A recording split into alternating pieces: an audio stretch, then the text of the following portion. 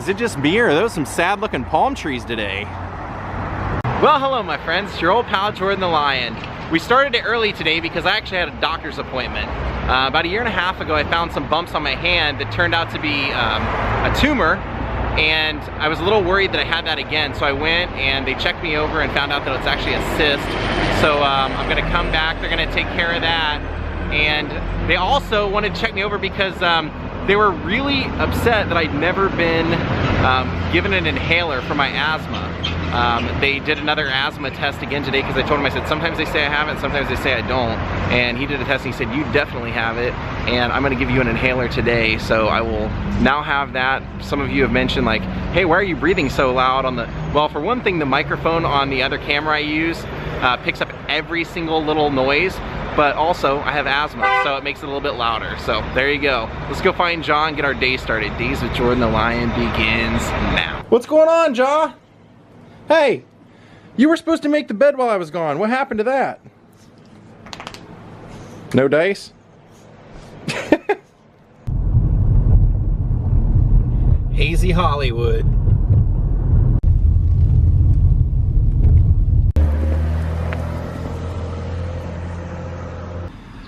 We haven't had one of these days here in Hollywood in a while. It's been really hot. I mean, at least when I was in town it was.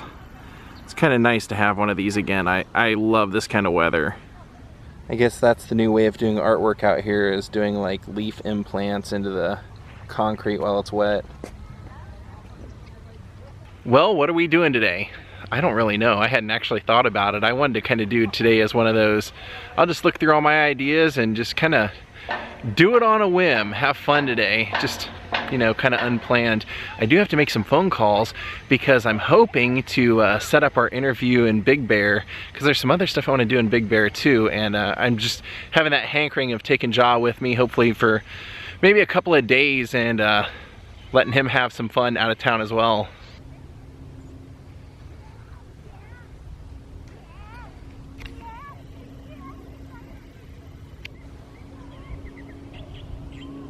Yeah, there's a few dogs out here. Not a ton, that's kind of why we don't come here that often, but I just kind of felt like changing it up a little bit for him.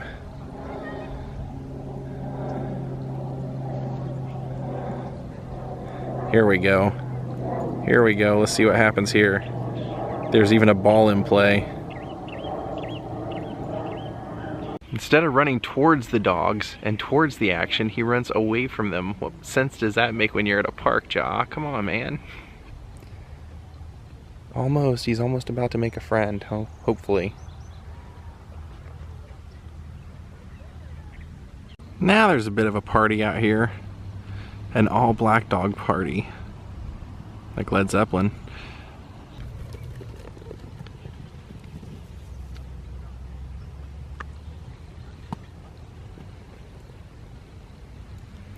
Alright, I think I got an idea for what I want to go vlog today. Yeah, this should be a good one.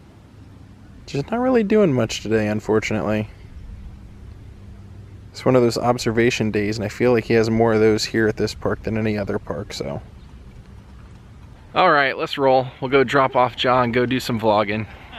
Yeah, definitely. One's a dog, one's a pig.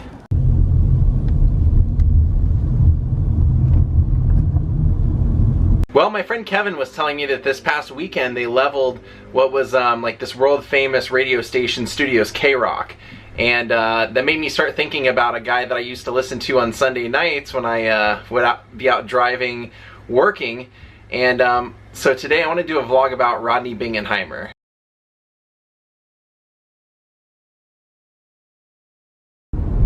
Now where we're headed to is an establishment that Rodney owned in the 70s called Rodney Bingenheimer's English Disco.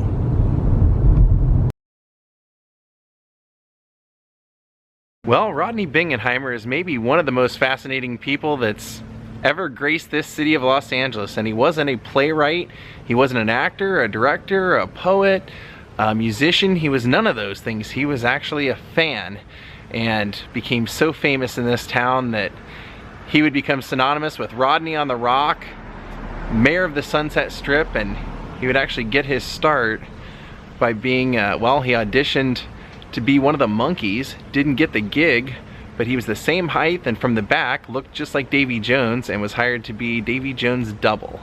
Well, Rodney had a pretty difficult childhood and was, for the most part, a complete loner. His mother worked every night and his father wasn't in the picture really, and so Rodney would kind of lose himself in magazines and television media and things like that. Now his mother was a pretty diehard celebrity fanatic, and so she loved to collect autographs, and they would go do this together. Now when Rodney was a teenager, he developed this big crush on Connie Stevens and would even write Connie Stevens a letter. So one day his mother drove him to Hollywood from Mountain View, which is where he grew up, showed up at Connie Stevens' door and dropped him off with his suitcase and said good luck. He rang the doorbell, and when he had an answer, it was the maid, and she said Miss Stevens is filming on location. And so Rodney had to basically, as a teenager, start fending for himself, and he became a part of the Sunset Strip. Now at that time, the Sunset Strip was a scene. It wasn't just a street that people drove on. It was where people hung out, people became noticed, friendships started, bands started, collaborations, worlds crossed, and anybody could basically start a career there without even trying, and that's basically what happened to him. He ended up befriending just about everybody in town that was a part of that scene.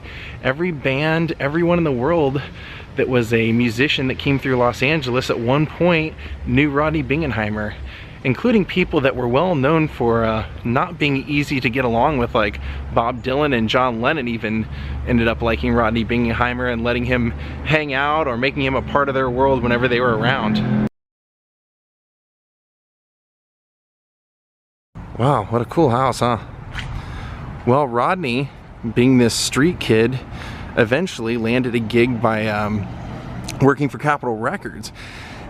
They realized that he was, a part of this scene and gave him a job. He was responsible for getting Linda Ronstadt press. Then eventually he went on to being someone who was responsible for getting Rod Stewart press, and this just kept building and building and building. Now, amongst Rodney's famous friends, he would have Sonny and Cher at the top of that list. They ended up loving Rodney so much they almost included him in everything they did. Where they went, every premiere they went to, every show they filmed, they would take him. They bought him his first camera, and they just generally liked his personality. And that tended to be the case with everybody, like I said, that came through here. The Beatles, Elvis Presley, they all hung out with Rodney Bingenheimer, and Rodney eventually would become basically the most famous man in town, known as, now they called him the mayor of the Sunset Strip. Now what Rodney's forte in life really was is that he loved to discover new things and be part of things, and that went all the way into the music scene. He would go discover English bands and various bands that he thought were amazing, including Dramarama all the way from Jersey, and would bring them out here and help get them deals, help get them noticed, help get them gigs around town. Now, one of the most famous artists that Rodney Bingenheimer would discover and try and help get a deal and help get discovered in the US was a man named David Bowie, and he did just that. David Bowie came over here and never forgot it. David Bowie was friends with Rodney till the day he died, and David Bowie was actually the reason that we're going to where we're going to now.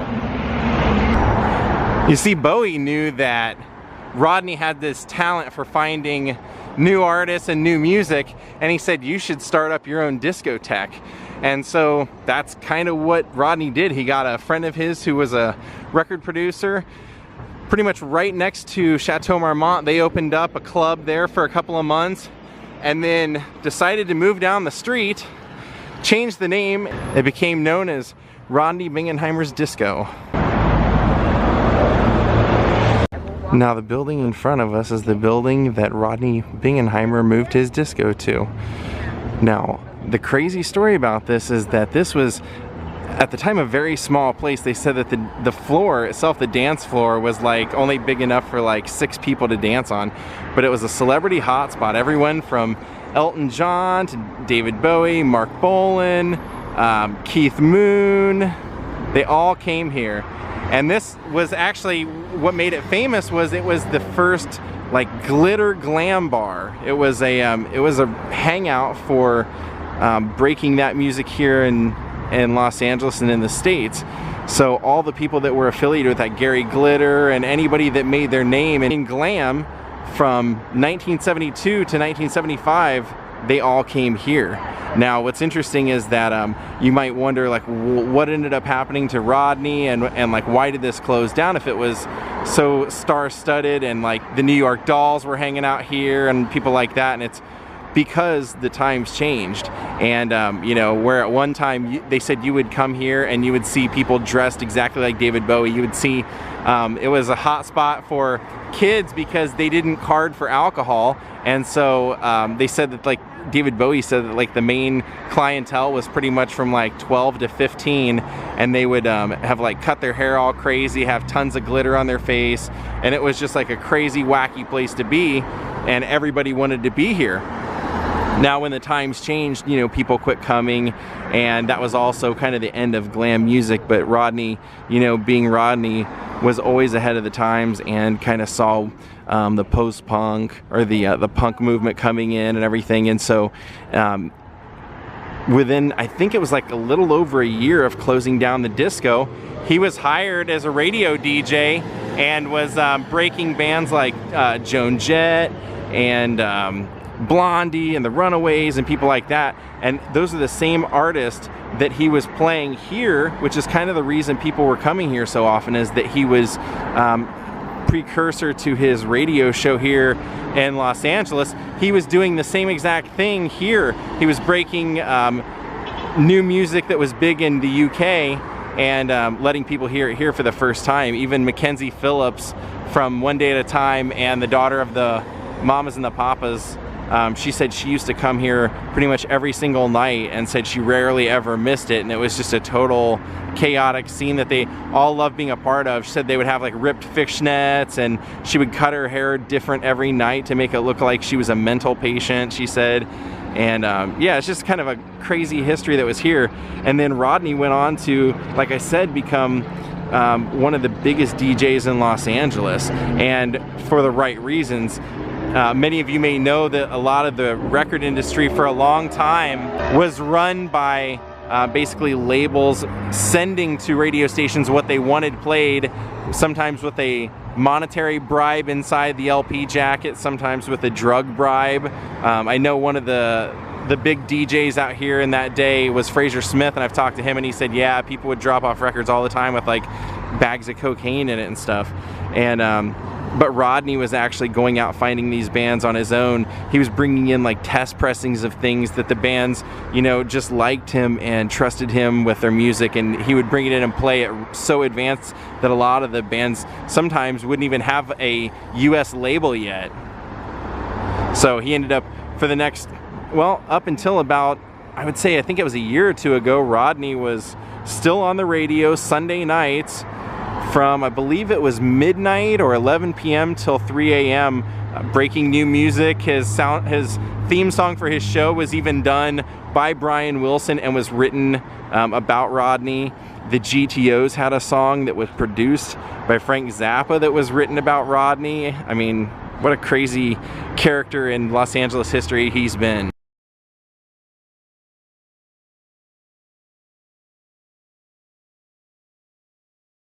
And I'd say it was about 2 months ago that I was at Trader Joe's in the line to pay, which is our supermarket here, and Rodney Bingenheimer was in front of me, and he looks exactly the same as he pretty much always has. He still looks like a mod. He's got like a bobbed hair, and still seems like a nice guy, though he does seem kind of shy in public. Helped break No Doubt, Nirvana, you know, met the Ramones here in Los Angeles, like I said, Blondie, people like that. So he was very influential to this music scene. We found a witch store, or something like that. What? Witch services? Witches welcome? Wonder why somebody's drawn all these eyeballs in chalk all over this building. Well, there it is. I don't think it could possibly look any different, any more different than it does. You would never recognize this was the old spot where Iggy Pop would light up that floor and David Bowie. But it was. Go figure.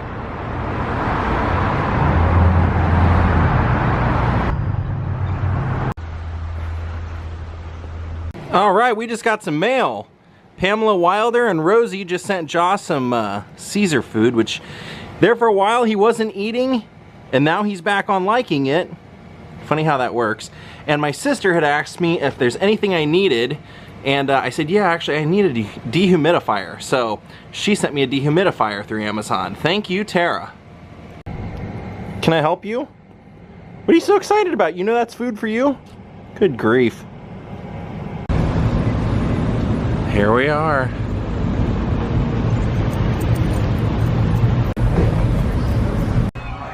Oh, cool, they have the blueberry. I think we'll restock on these. You like these. Beef and cheddar potato. What are they making, like Super Bowl snacks for dogs? Do you want the blueberry ones? Yeah.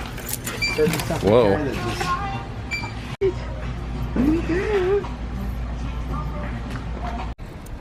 Well, he got the blueberry and he got those beef and cheddar potato ones. Spoiled, I tell ya. Well, I gave him one of each. I broke them up for him, and he went after the beef and nacho, whatever, the beef and cheddar potato one. So far, I think they both are going to be a winner then. And yep, he's going for the Super Bowl food. All right, I'm going to go pick up my prescription now for my inhaler. All right, we've made it. That's right, I'm picking up my prescription here at the Gower Gulch Mystic Swami Stagecoach. I'm kidding. There's this Rite Aid behind it. I always love the irony of this, because whenever you see one of these, at least I do, I always think of the crazy salesman in Wizard of Oz. Alright, they've had about 12 hours to fill it. I'm hoping they got it. Tell me they got it, Gene. Tell me they got it. Yeah, that makes it pretty obvious, that big green. There we go. Yep, we got it. Christmas already? Jeez. Oh, guys, by the way, guess what? I sent Michael a text to wish him a happy birthday, and he said, guess where I am? And I said, I hope having another Carlson. And he said, yep, we're in labor, so Michael and Christina are parents. Even in Rite Aid, they have maps to movie stars' homes by the charcoal. Oh, check out this little exhibit in front of the Palladium going on right now. Fallen Legends.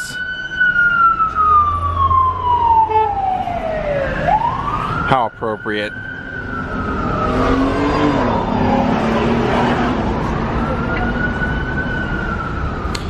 Very fitting for this vlog because we just talked about Bowie today. Well, good evening, gang. We're gonna call it a night. I hope you guys enjoyed. If you'd never heard of Rodney on the Rock, Rodney Bingenheimer, I hope you now have an appreciation for who he is, and I hope you'll look into more of his history. I want to thank Melinda Crosby for becoming my newest Patreon, and thank you all for watching. We'll see you all tomorrow. Have a great night, and if I ever see Rodney in Trader Joe's again, I will ask him to come on here and be a guest on this show. Have a great night. Goodbye. If I was a guy, I would try my luck. When I was a guy, I was set up. I wasn't polite, I would get my way. I still shine on my punk rock days. If I was a lie, it was really good.